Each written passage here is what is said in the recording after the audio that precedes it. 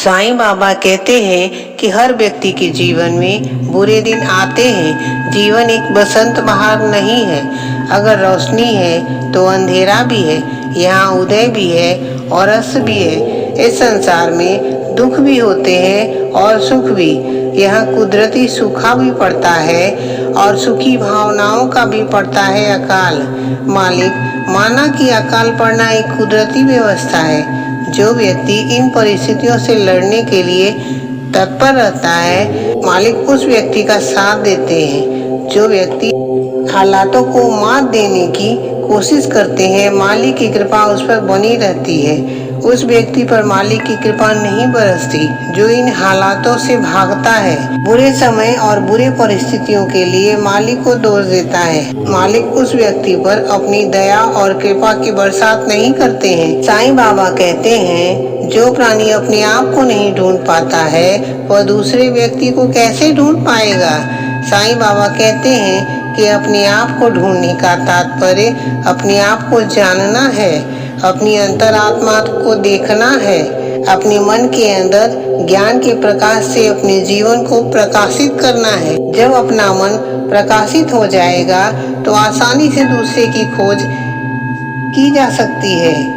यह बात साईं बाबा ने कहानी के माध्यम से समझाने का प्रयास किया है। साईं बाबा ने कहा, किसी तपस्वी के यहाँ एक शिष्य ने अपने गुरु से कहा, ऋषिवर, मैं बहुत कोशिश करता हूँ फिर भी मैं ध्यान नहीं लगा पाता हूँ।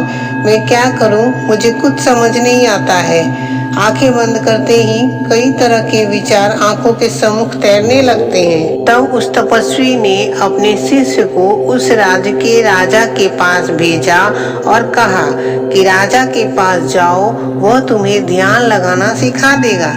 जब शिष्य उस राजा के पास पहुंचे, उस समय राजा मदिरा सेवन कर रहे थे और नर्तकी का नृत्य देख रहे थे। राजा के पूछने पर तपस्वी ने कहा, मैं अपने गुरु के कहने पर आपसे ध्यान लगाना सीखने आया हूँ।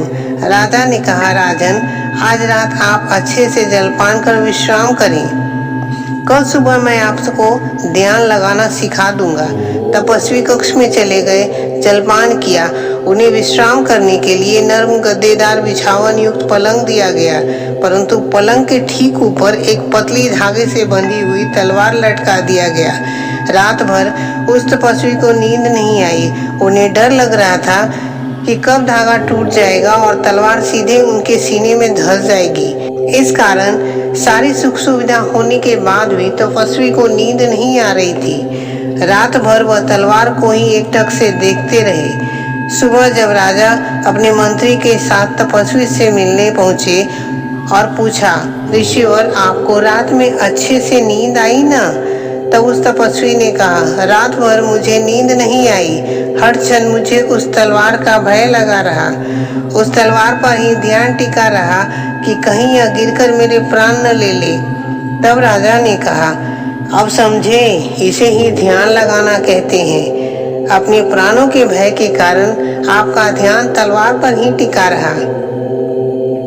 तपस्वी ने अपने गुरु से कहा, मुझे अब अच्छे से समझ आ गया है कि ध्यान कैसे लगाया जाता है। तब उनके गुरु ने कहा, पुत्र, ध्यान ऐसे ही लगाया जाता है। ध्यान करने के लिए आंखें बंद कर पद्मासन लगाकर बैठने की आवश्यकता नहीं है। ध्यान का अर्थ है सोते जागते, उठते बैठते, हर क्षण हर पल उस पर ब्रह्म परमात्मा का नाम लेना चाहिए, उनका स्मरण करते रहना चाहिए। जब हम ध्यान लगाते हैं तो हमें हमारे दिव्य आत्मा के दर्शन होते हैं और आत्मा के दिव्य प्रकाश में हमें उस निर्विकार आत्मा के दर्शन होते हैं। इसलिए कहते हैं कि पहले अपने भीतर झांककर अपने मन में अपने आप को ढूंढना चाहिए, तब बाहर सभी स्थान पर हमें मालिक मिलेंगे, क्योंकि ईश्वर या मालिक तो हमारे भीतर हमारी आत्मा में निवास करते हैं। हम बाहर उन्हें ढूंढते रहते हैं, मंदिरों में तलाशते रहते हैं। सबका मालिक एक है।